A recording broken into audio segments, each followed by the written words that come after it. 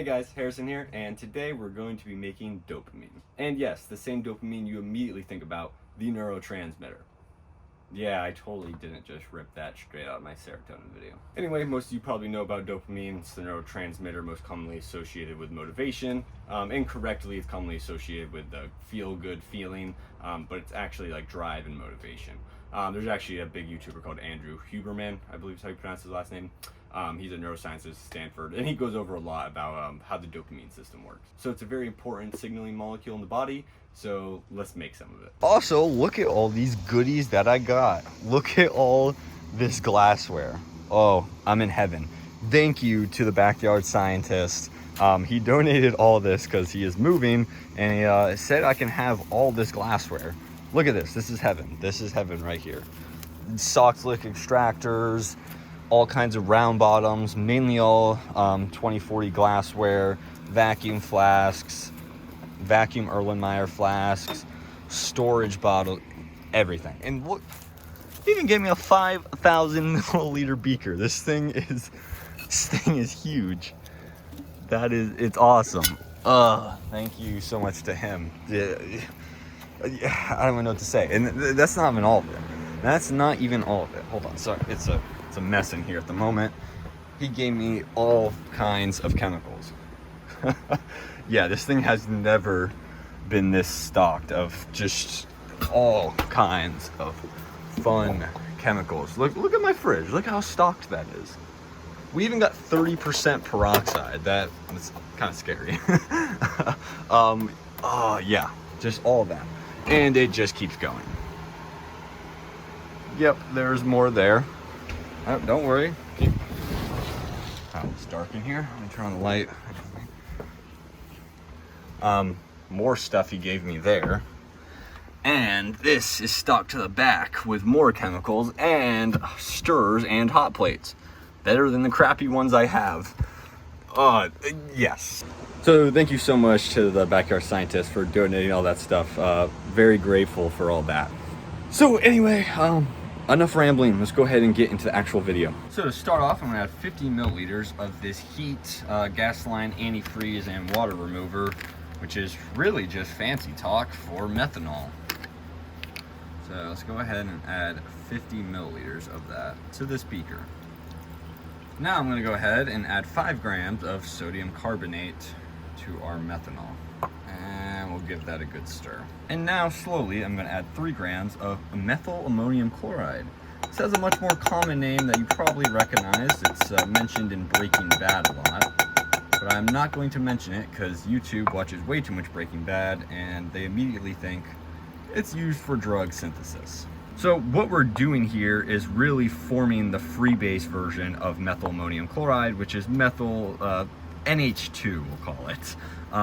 So yeah, that's what will form in our methanol here. And add it just like that and stir it around.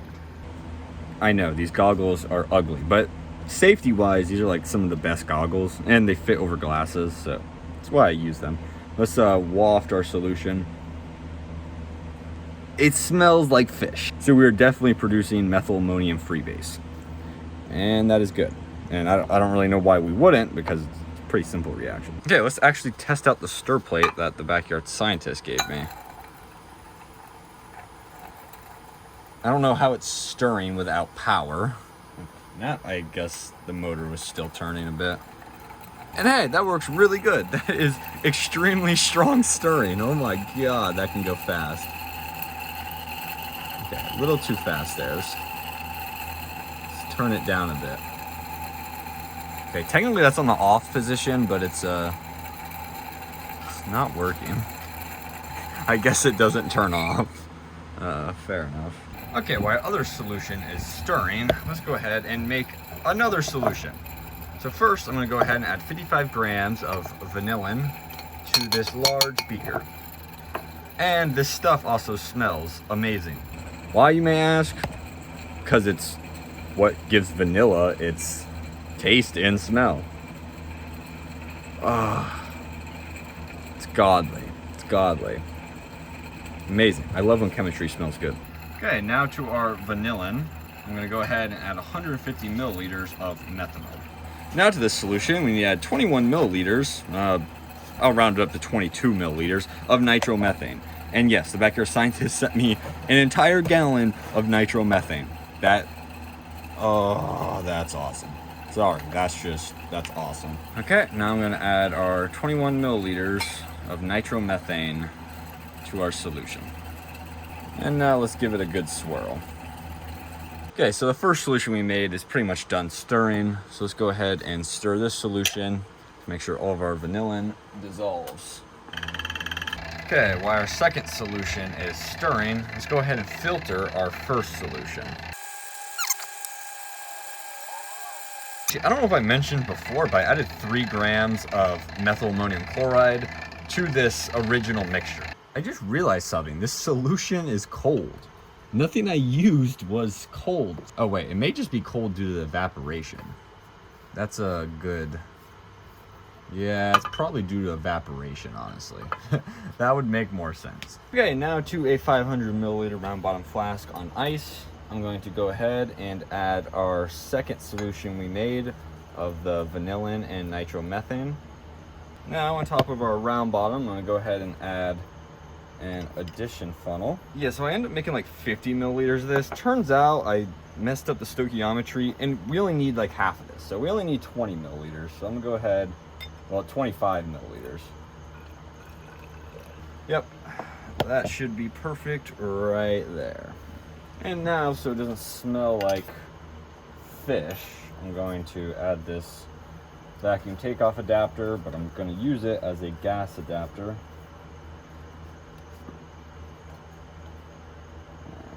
Throw that right on there. Okay, now I'm going to slowly add our free base methyl ammonium chloride into our vanillin nitromethane mixture. You know what? I'm gonna go ahead and add the rest of it into here because like it ain't gonna hurt it. Okay, now I'll let that slowly add over probably about a 30-minute period. Okay, so it's been about 25 minutes later and our addition is done. So I'm gonna go ahead and pull it off the ice bath. And as you can see, the solution has turned a dark red. So we are getting, in fact, some reaction, which is a good sign. Okay, so I just went ahead and did all the chemistry, but what's actually going on here? And we're actually doing a pretty simple reaction, and it's called the Henry reaction, where our free base of methyl ammonium chloride is our condensing agent, and then we are reacting the vanillin and that aldehyde group there, and we're reacting that with our nitromethane, and that will form the corresponding beta nitrostyrene. And if we take and compare the product of this reaction with our final target molecule, you can see that it's actually starting to get pretty similar to dopamine, and we only have a couple more steps after this, and we can get our dopamine. Anyway, all we gotta do now is let this sit for 72 hours. Oh, and then our product should start crystallizing out. Incredibly fun, incredibly fun. A 72-hour reaction. Man, love that stuff. Okay, it's the next day. Sorry for the noise, the neighbors are putting on a roof or something. But it's the next day here, and yeah, we've got our product crystallizing out. It's these nice needles. I really didn't think this was gonna work at all because it turned red. I was like, oh crap, it's screwed, it's over. But it did work. This is exactly what it should be, and it crystallized out. It wasn't 72 hours, more like 28 hours, but hey, it worked. So now I'm gonna go ahead and vacuum filtrate this.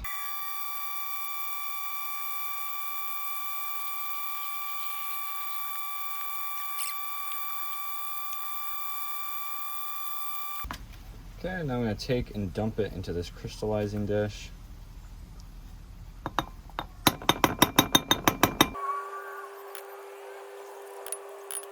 Okay, here's our first batch of crystals. You can see it is still a little red, and the product is yellow, which is pretty much what it's supposed to be.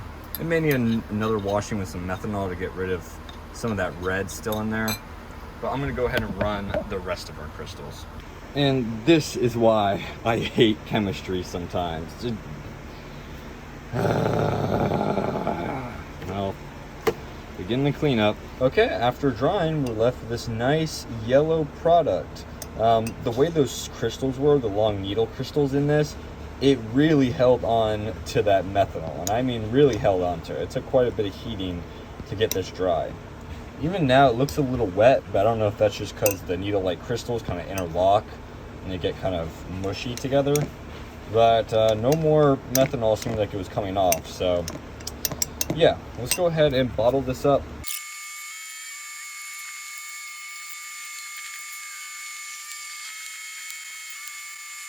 So here's our final product. Well, not final, but one of our intermediate products that we're going to be using.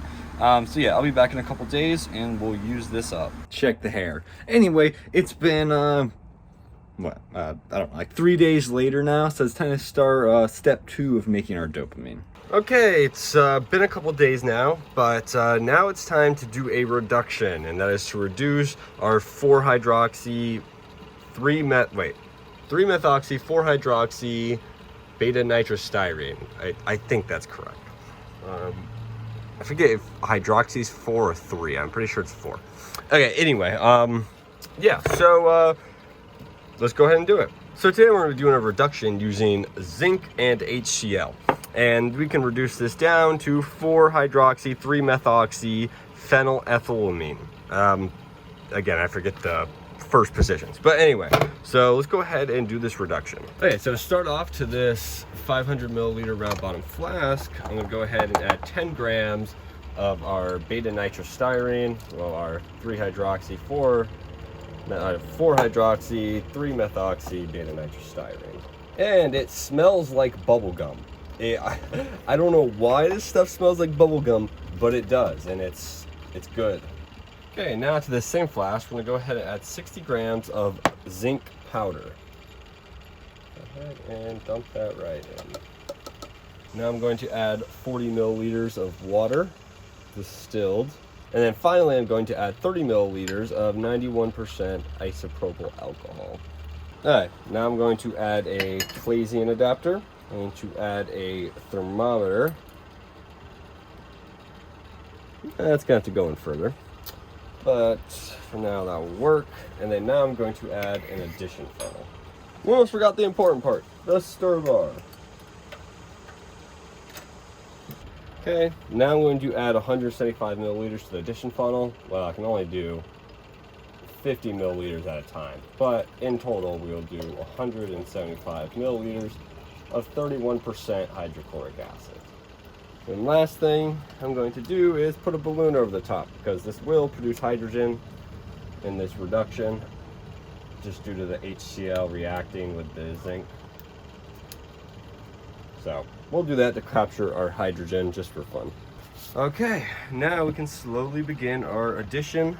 So our goal here will be to hold the temperature around 40 to 50 degrees Celsius while the reduction's happening, and we're going to slowly add our HCl during that time. Hey, it's turning green with the HCl. Interesting. Anyway, nothing really too interesting is going to be happening here, right? It's just going to kind of look like a disgusting mess, but our balloon's already filling up. Anyway, so yeah, we'll do this addition over about an hour-long period too. I ended up moving the reaction to a water bath to help moderate the temperature and keep it a little bit colder, because in addition to HCl, it gets really hot. Okay, it's been about 30 minutes, and this is what it looks like. The yellow color is slowly starting to disappear from our nitrostyrene. Yeah, we got 50 milliliters left, so we'll have to do one more addition, but there it is up there, and it's dripping down. Okay, now we're on to our third addition here that I filled up. See, we're already starting to get some hydrogen. But yeah, that's what the reaction mixture looks like now. Now we'll see the zinc suspended in there, and it is still yellow, so there is still some nitrostyrene in there. Okay, we are now on our, camera is dirty. Yeah, much better. Okay, so we're on our final addition now. And see, it is still producing hydrogen gas, and it's foaming quite a bit. But there is still some zinc in there, and it still is slightly yellow, so we still have some nitrostyrene. But now I'm going to go ahead and add in, well, not our final addition. So I already added the 175 milliliters of HCl. Now we're going to add another 75 milliliters of HCl. And then we'll let this react for about 2 hours at around 50 to 60 degrees Celsius. We'll go ahead and slowly turn this on and get this dripping. Yep, just like that. And we'll let this fully react, and this should eventually dissolve all the zinc and reduce all of our nitrostyrene. On another note, the balloon I pulled out of there Pretty much all hydrogen. Ah, no, no! God damn it. My balloon. I'll retrieve it. This is actually like really fun to play with. It's the opposite of hot potato, where you gotta bounce it down, not up. I mean, I've played with a helium balloon before, so I don't know why I'm so amazed by this, but it's pretty fun. Well, there goes my balloon up into the sky. I was gonna get caught on the tree limb. Nope, there it goes. Free. Fly away, little buddy, fly. Okay, so here's our reduction. It's been running for about 3 hours in total now. A little bit of gas there. I've been constantly venting it. But anyway, there's a reaction mixture. It is green. I don't know why. Maybe because the zinc had some impurities in it. Excuse me. So yeah, let's go ahead and take this off and do our workup. Okay, now I'm going to transfer this solution we have here, our crude reduction solution. I'm going to transfer this to this 1,000 milliliter Erlenmeyer flask. You can see there still is some unreacted zinc at the bottom, so I'm going to try to decant that off without getting the zinc in there. So it is actually slightly yellow, probably due to some unreacted nitrostyrene, but it ain't very much. For the most part, most of it was consumed. So we can go ahead now and neutralize this solution. Okay, so now to neutralize our solution, I'm just making a super concentrated sodium carbonate solution right here, and I'm just gonna put on the hot plate to fully dissolve it. Okay, now that our sodium carbonate solution is saturated, right, it's pretty much boiling, and there's excess on the bottom, so it's saturated as it's gonna get. I'm gonna go ahead and use this syringe and start neutralizing our crude reduction mixture.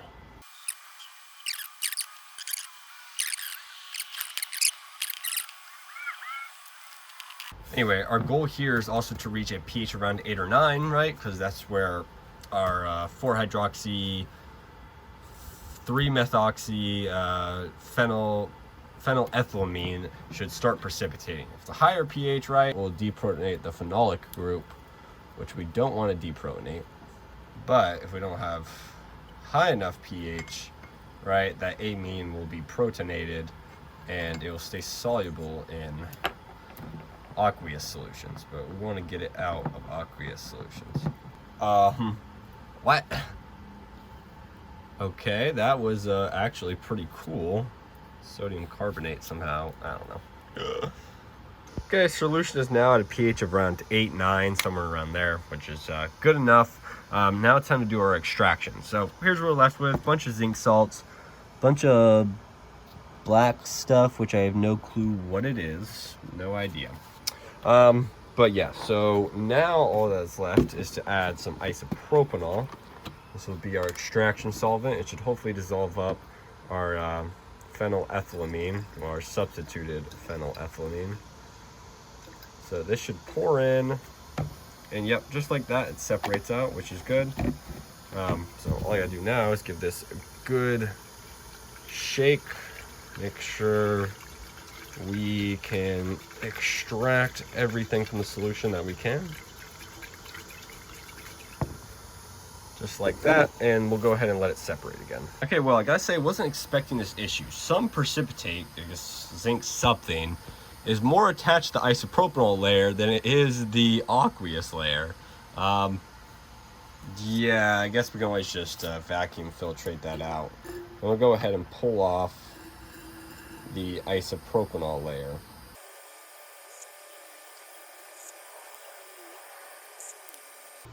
Okay, so our organic layer still has some crap in it, so I'm going to go ahead and turn on the vacuum pump and filtrate it.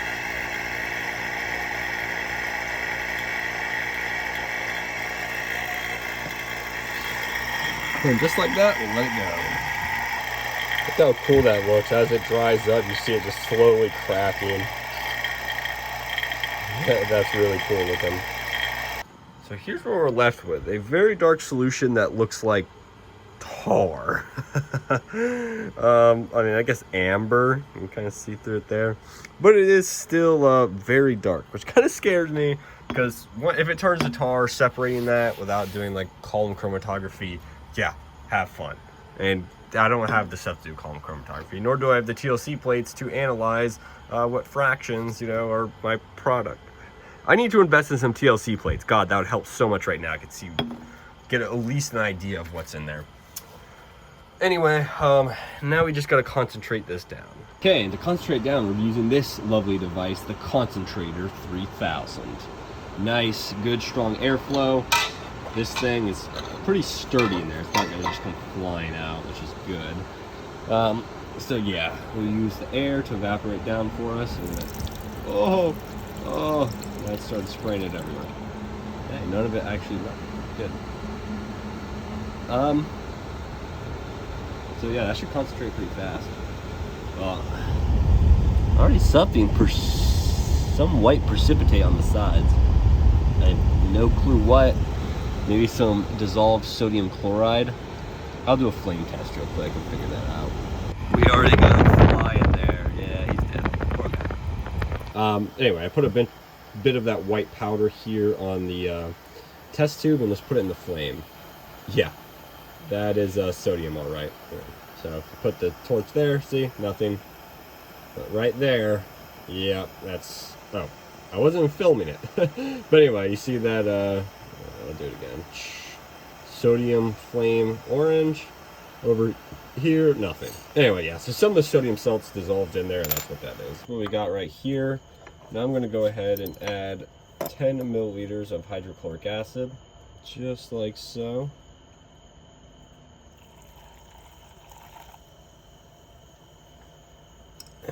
This should react to form the hydrochloride salt. So, like before, to concentrate it, well, got my serotonin video working on over here. I will move that. Now I'll move that back to right there. And yeah, let that concentrate.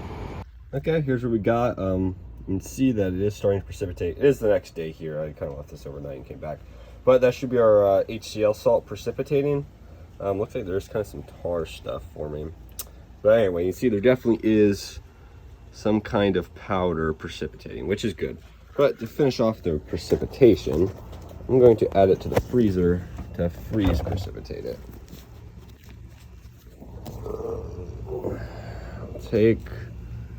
We'll add that up there, just like that.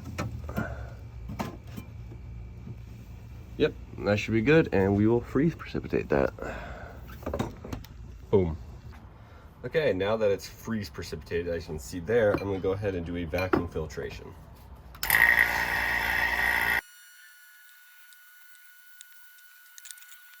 Okay, here's our product. Looks like mud.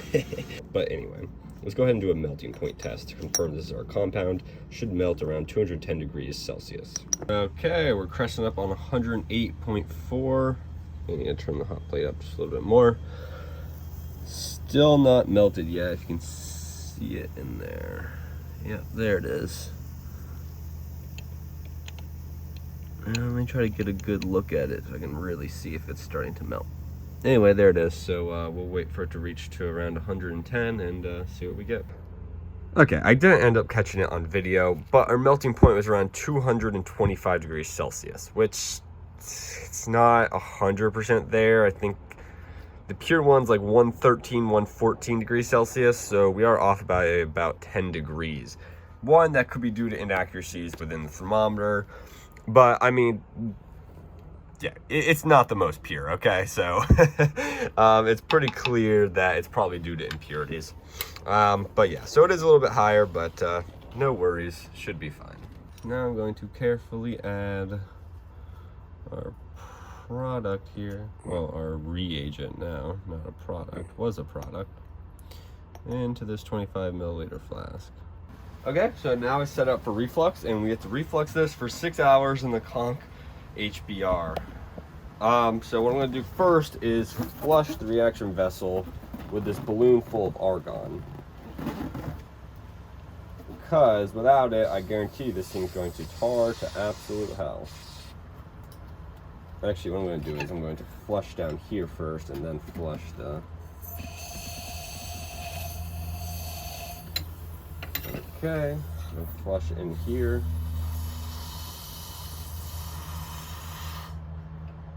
just like that, and then I'm going to cover the top with the balloon, just like that. Okay, I don't think I'll actually need flowing water, but we'll see. But let's go ahead and turn up the heat and start refluxing this. Hopefully this works. That's all I gotta say. So the patent that I'm going off claims that this reaction right here has a yield of almost 70%, which I almost find hard to believe because these are really rough conditions here, right? This is boiling hydrobromic acid. Like, it's just extremely rough conditions. So I don't know. We'll see how it turns out, but yeah. Okay, we're about an hour in, and well, black tar, but also look at the crystals. They turned gray. I guess that's a good sign. I don't really know. But I mean, when this cools down, it should precipitate the hydrobromide salt. So I've made a new product. The design is very human. Tar. Anyway, I'm gonna go ahead and turn off the heat here, and okay, it's off. And yeah, we'll let it cool down, and hopefully our dopamine hydrobromide will crystallize from the solution.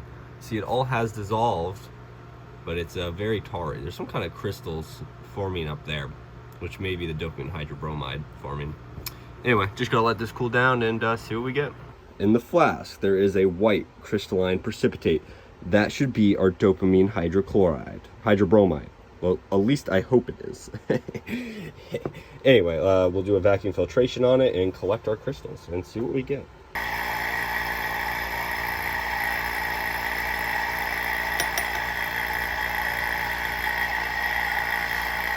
Okay, there's our product, 10 crystals, which the dopamine hydrochloride should be almost pure white, but there's gonna be some decomposition, which will make it a little bit of yellow, because, you know, we're not the best. I'm not the best chemist there is. So yeah, there it is. Okay, so now we're gonna do a melting point test to confirm if this is dopamine hydrobromide. The melting point dopamine hydrobromide is around 116 to, so I'm going to get a bigger chunk of it here. It's about 116 to 122 degrees Celsius, so it's going to be somewhere in that range. Okay, so I got a small amount of it in there on the side of this test tube. And now we will throw that in to our oil bath. And on top of that, we'll add a thermometer probe into there to read off the temperature. Okay, but it looks like there's still some water. Yeah, so it kind of looks like it melted at first, but it just dissolved and now it's hard. So, just gotta wait for it to actually melt there. Looks like it's starting to go clear, which would mean it's melting. 215, 216. Okay, we're gonna be right at its melting point here any minute. Okay, we're at 218 degrees Celsius right now. I'll give it another feels test. Able to definitely easily move it around. 220. Looks like it's melting. Oh yeah, it's definitely melting. We're at 223. I'm going to turn down the heat a little bit so it can hold there a bit for the temperature to equalize into the test tube. Oh no, it's molten. It's melted. I'm swirling it around right now. If you can see in there, it's completely molten. So there we go. It melted at pretty much the right temperature. Okay, we're at 210 degrees Celsius. I just dropped down to 206, but I just tested it and it's solid. So yeah, it melts at the right temperature and solidifies back at pretty much the right temperature. I went over here and bottled it. Yes, days of work. Here's our dopamine hydrobromide. Let me see if I can, okay, if my camera would focus. Okay, it's not gonna focus. We did it! We made dopamine hydrobromide! The hours I put into this. Dopamine hydrobromide. We got one more thing to do, and that is to dry it. So I did this amazing thing where I hook it straight to my vacuum pump, and there it is down there. I'm gonna turn it on and vacuum dry it.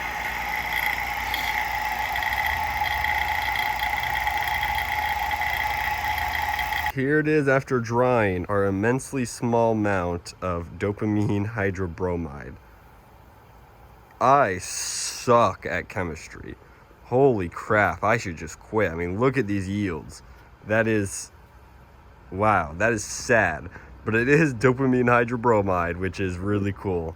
So yeah, those yields were awful. I should really just quit chemistry because that was sad. We started with 10 grams of the corresponding beta nitrostyrene, and what, we ended with like 2 milligrams of our dopamine hydrobromide.